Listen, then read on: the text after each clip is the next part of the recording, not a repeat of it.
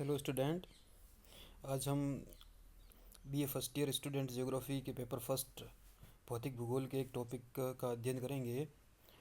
ये टॉपिक आपका unit first का पहला ही टॉपिक है, जिसके अंतर्गत संपूर्ण यूनिट में आपको भू आकृति विज्ञान से संबंधित अध्ययन करना है। और इसी भू आकृति विज्ञान का प्रथम टॉपिक है पृथ्वी की उत्पत्ति।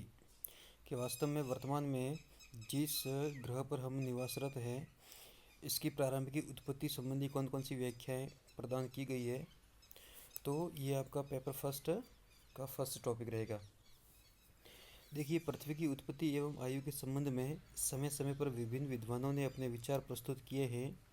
सर्वप्रथम फ्रांसीसी वैज्ञानिक कास्ते दी बफन ने 1749 ईस्वी में पृथ्वी की उत्पत्ति के विषय में तर्कपूर्ण परिकल्पना प्रस्तुत की।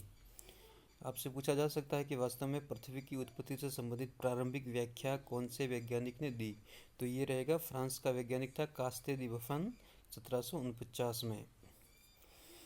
अब वर्तमान में पृथ्वी व अन्य ग्रहों की उत्पत्ति के संबंध में दो प्रकार की व्याख्या प्रचलित हैं या संकल्पना प्रचलित हैं। एक को बोलते हैं अद्वैतवादी संकल्पना और दूसरी को बोलते हैं द्वैतवादी संकल्पना। अद्वैतवादी संकल्पना monistic concept and dualistic concept. इस अद्वैतवादी संकल्पना के अनुसार पृथ्वी की उत्पत्ति किस प्रकार से हुई है, तो इस परिकल्पना को पेरेंटल हाइपोथेसिस भी कहा जाता है। इसमें एक ही तारे से संपूर्ण ग्रहों की उत्पत्ति को स्वीकार किया गया है। अर्थात अद्वैतवादी संकल्पना के अंतर्गत वर्तमान में पृथ्वी की उत्पत्ति और पृथ्वी सहित अन्य ग्रहों की उत्पत्ति केवल एक तारे से मानी गई है। ठीक इसके विपरीत द्वैतवादी संकल्पना में पृथ्वी व अन्य ग्रहों की उत्पत्ति एक तारे से न होकर दो तारों के संयोग से मानी जाती है। इसलिए इसको बायो पेरेंटल हाइपोथेसिस भी कहते हैं, बायो पेरेंटल हाइपोथेसिस। तो पृथ्वी की उत्पत्ति से संबंधित जो दो प्रकार की संकल्पना है, उनमें मूलभूत अंतर यही है कि अद्वैतवादी संकल्पना में पृथ्वी सहित समस्त ग्रहों की उत्पत्ति एक ही तारे से मानी गई है। वहीं इसके विपरीत द्वैतवादी संकल्पना में ग्रह व पृथ्वी की उत्पत्ति दो तारों के संयोग से मानी गई है। ये बेसिक अंतर रहेगा।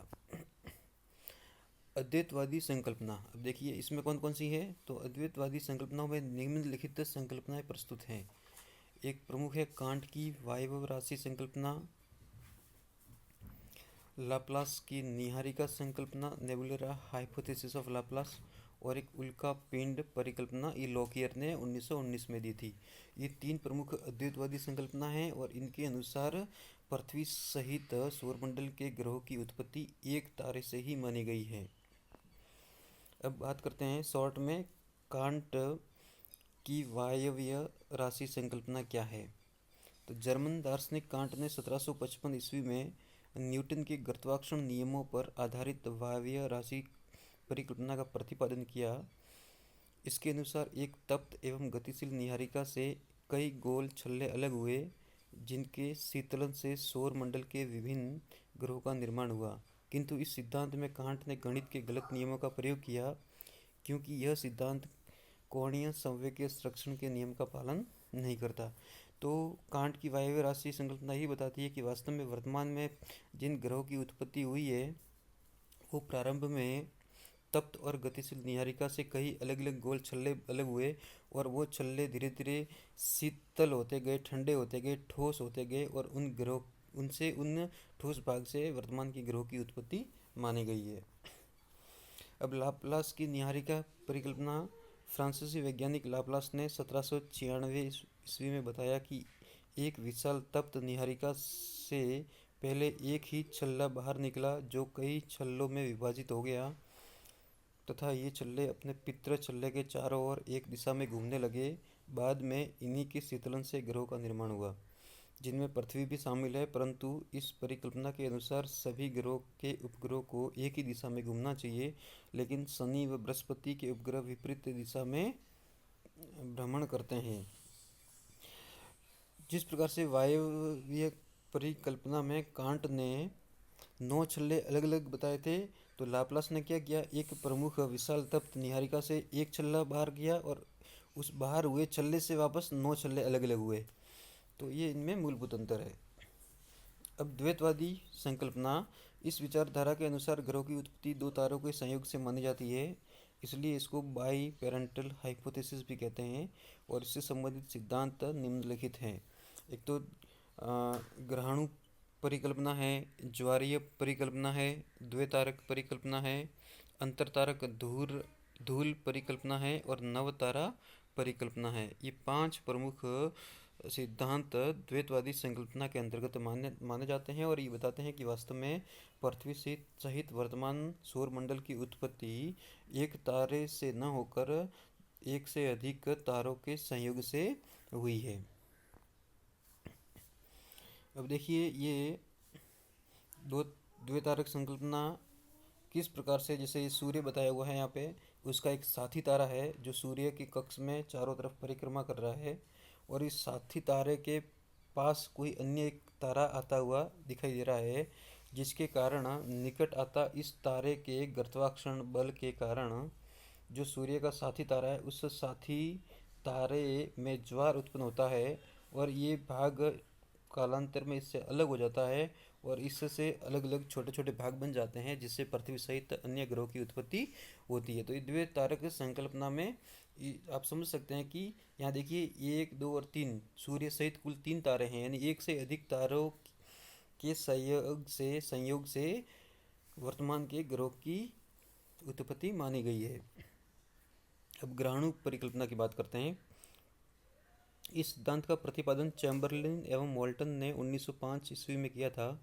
इस परिकल्पना के अनुसार ग्रहों का निर्माण तप्त गैसीय निहारिका से नहीं वरन ठोस पिंड से हुआ है।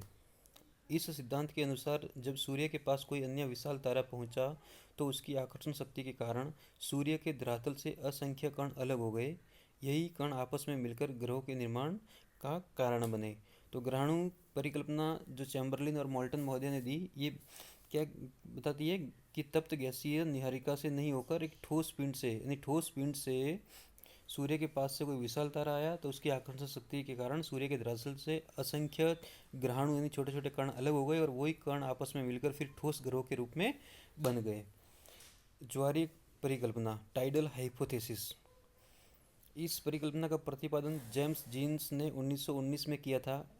इसके अनुसार सौर मंडल का निर्माण सूर्य एवं एक अन्य तारे के संयोग से हुआ। सूर्य के निकट इस तारे के आने से सूर्य का कुछ भाग ज्वारीय उद्भेदन के कारण फिलामेंट के रूप में खींच गया तथा बाद में टूटकर सूर्य का चक्कर लगाने लगा। यही फिलामेंट सौर मंडल के विभिन्न ग्रहों की उत्पत्ति का कारण बना। यह परिकल्पना ग्रहों और उपग्रहों के क्रम, आकार व संरचना की सही प्रकार से व्याख्या करती है। तो ज्वारीय परिकल्पना के अनुसार साथी तारे के आकर्षण शक्ति के कारण सूर्य से फिलामेंट के आकार का एक भाग अलग हो जाता है और वही फिलामेंट विभिन्न ग्रहों और उपग्रहों के रूप में बदल जाता है। द्वैतारक परिकल्पना, इस सिद्धांत के प्रतिपादक H.N. रसेल थे। यह परिकल्पना सूर्य और ग्रहों के बीच की दूरी तथा ग्रहों के कोणीय संवेग की व्याख्या करने में समर्थ है। अगला है अंतःतारक धूल परिकल्पना। इस परिकल्पना को 1943 में रूसी वैज्ञानिक ओटो सिम्स ने दिया था। इसके अनुसार ग्रहों की उत्पत्ति गैस व धूल के कणों से मानी गई है। जब सूर्य आकाशगंगा के करीब से गुजर रहा था तब उसने अपनी आकर्षण शक्ति से कुछ गैस, मेघ व धूल के कणों को अपनी ओर आकर्षित किया जो सामूहिक रूप से सूर्य की परिक्रमा करने लगे। इन्हीं धूल के कणों से पृथ्वी तथा अन्य ग्रहों का निर्माण हुआ, किंतु यह सिद्धांत यह बताने में असमर्थ रहा है कि सूर्य ने गैस व धूल के कणों को आकर्षित कैसे किया, यानी आकर्षण बल को ये स्थापित नहीं कर पाता। नेक्स्ट है नवतारा परिकल्पना, नोवा हाइपोथेसिस। इसके प्रतिपादक फ्रेड होयल व लिटिलटन थे। उन्होंने अपनी पुस्तक नेचर ऑफ द यूनिवर्स में 1939 में नाभिकीय भौतिकी से संबंधित सिद्धांत देते हुए यह परिकल्पना प्रस्तुत की थी। तो संक्षिप्त में हमने पृथ्वी और अन्य ग्रहों की उत्पत्ति, या यूँ कहें कि सौर मंडल की उत्पत्ति से संबंधित दो प्रकार की संकल्पनाएं पढ़ी, एक द्वैतारक और एक द्वैतवादी और एक अद्वैतवादी परिकल्पना, और उनके कुछ प्रमुख सिद्धांत संक्षिप्त में देखे। हालांकि आपके सिलेबस में मुख्य रूप से आपको एक तो सुपरनोवा थ्योरी और एक बिग बैंग थ्योरी, दो ही थ्योरी पढ़नी है पृथ्वी की उत्पत्ति से संबंधित है। तो अगले वीडियो में उन दोनों सिद्धांतों के बारे में विस्तार से बताएंगे, लेकिन चूँकि ये प्रारंभिक तौर पर पृथ्वी की और अन्य ग्रहों की उत्पत्ति के लिए विभिन्न प्रकार के जो सिद्धांत है उनका संक्षिप्त में अध्ययन करना आवश्यक था और इसका आपको ज्ञान भी होना ज़रूरी है।